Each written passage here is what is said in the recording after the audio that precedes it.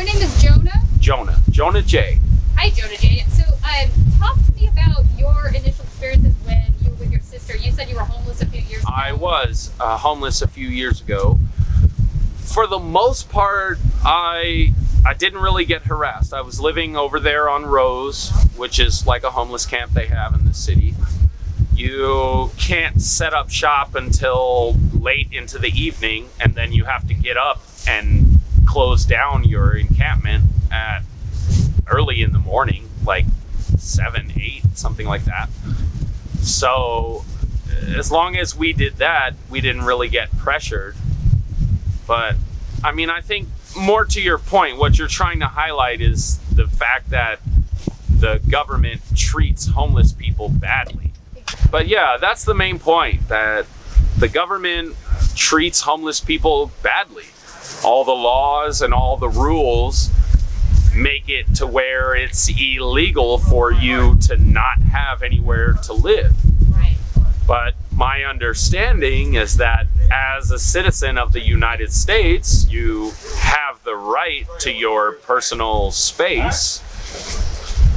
I guess I should say that the biggest argument that people will have is all the junk that homeless people collect.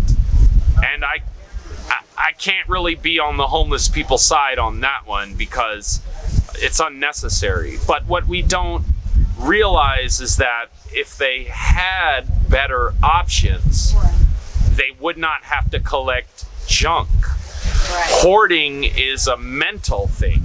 And it's not an illness like they're stuck with it forever. It's a situational type of situation. If they had a place where they felt comfortable and safe, then they wouldn't have to carry a bunch of junk around with them. Exactly. So let me ask you this.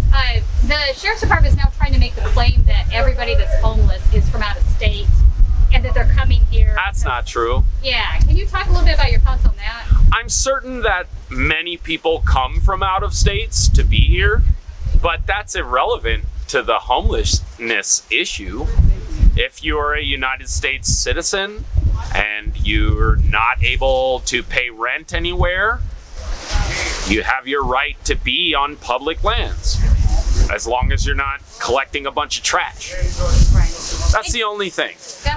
I think that's what's really going to kill it. Like when you go into all the in-depth arguments about whatever, it's going to be their trump card that they're making trash.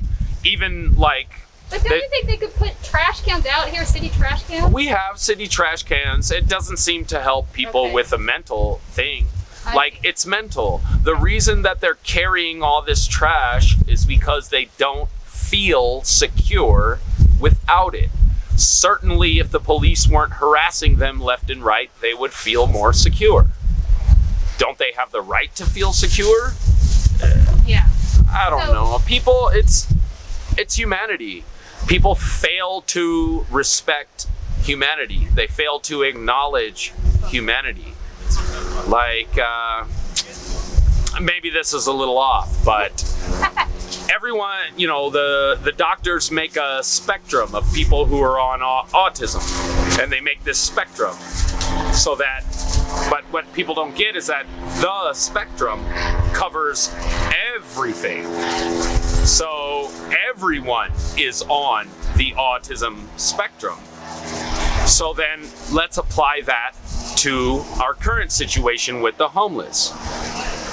Everyone is on the spectrum of needing to feel secure. Therefore, when they don't feel secure, they will go to extreme lengths to secure their security. Right. So, in a lot of ways, I think the city of LA is just not dealing with the fundamentally the major underlying issues as to why people are homeless in the city. Sounds about right. Yes. $15 an hour isn't enough to pay rent. And it would be if everything wasn't so expensive. Right. But I mean, but if you're going to go that route, it's a way bigger issue.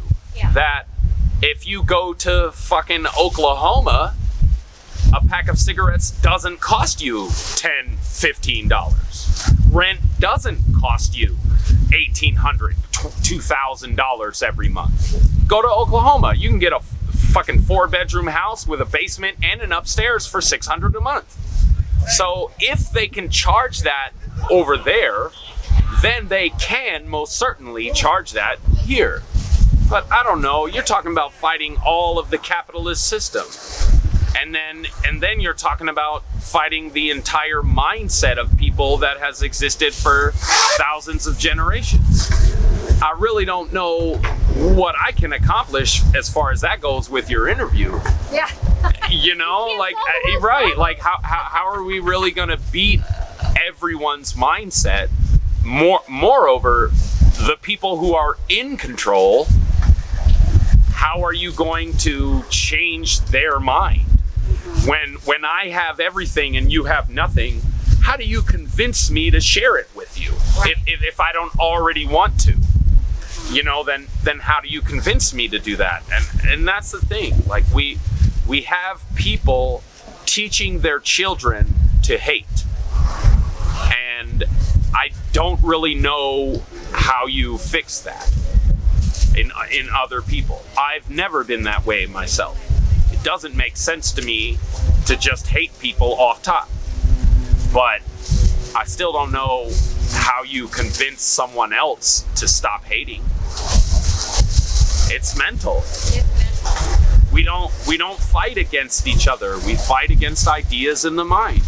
So for whatever reason, the government or the people who vote or whoever is making these choices, if somebody made the choice that the police are no longer allowed to harass homeless people, then that would simply be what it is. That would be the institution of law. They told us to wear masks, we started wearing masks. And now they told us we don't have to, so we're not anymore. And so if somebody made that choice and told everyone else to do that, then that's what it would be. But I really don't know how you really do that.